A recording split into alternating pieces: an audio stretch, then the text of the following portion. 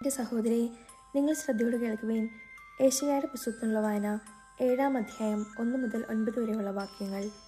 യൂദയ രാജാവായിരുന്ന ഉസിയായുടെ പുത്രനായ യോഥാമിൻ്റെ പുത്രൻ ആഹാസിൻ്റെ കാലത്ത് സിറിയ രാജാവായ റസീനും ഇസ്രായേൽ രാജാവും റമാലിയായുടെ പുത്രനുമായ പെക്കായും ജെറുസലേമിനെതിരെ യുദ്ധത്തിന് വന്നു.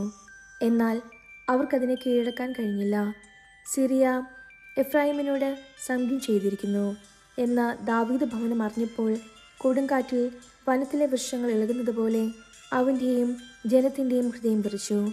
കർത്താവ് യേശയ്യായോട് അരുളി ചെയ്തു, നീ പുത്രനായ ഷെയാർ യാശുബുമൊത്ത് ചെന്ന് അലക്കുകാരൻ്റെ വയലിലേക്കുള്ള രാജവീഥിയുടെ അരികെയുള്ള മേൽക്കളത്തിലെ നീർച്ചാലിൻ്റെ അറ്റത്ത് വെച്ച് ആഹാസിനെ കണ്ട് ഇപ്രകാരം പറയുക: ശ്രദ്ധിക്കുക, സമാധാനമായിരിക്കുക, ഭയപ്പെടേണ്ട.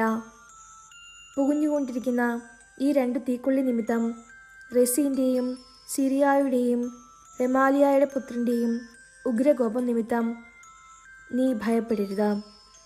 നമുക്ക് യൂദയായ്ക്കെതിരെ ചെന്ന് അതിനെ ഭയപ്പെടുത്തുകയും കീഴടക്കി തബേലിൻ്റെ പുത്രനെ അതിൻ്റെ രാജാവായി വാഴിക്കുകയും ചെയ്യാമെന്ന് പറഞ്ഞുകൊണ്ട് സിറിയായും എഫ്രായിമും റമാലിയായുടെ പുത്രനും നിനക്കെതിരെ ഗൂഢാലോചന നടത്തി.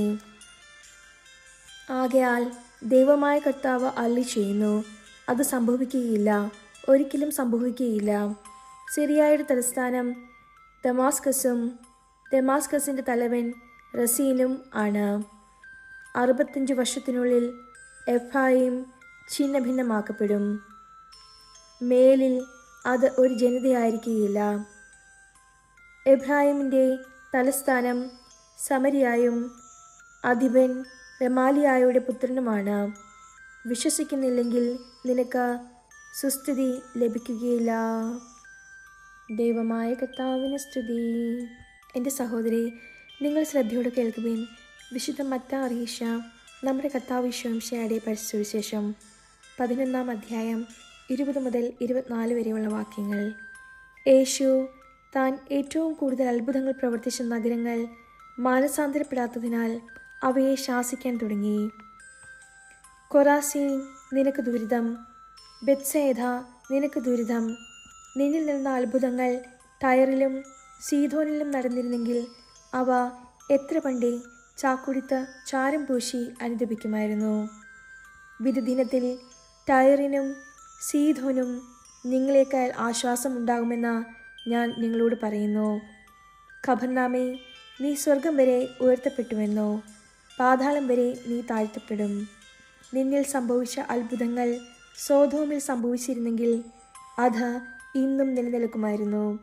ഞാൻ നിന്നോട് പറയുന്നു, വിധിദിനത്തിൽ സോദോമിൻ്റെ സ്ഥിതി നിൻ്റെതിനേക്കാൾ സഹനീയമായിരിക്കും.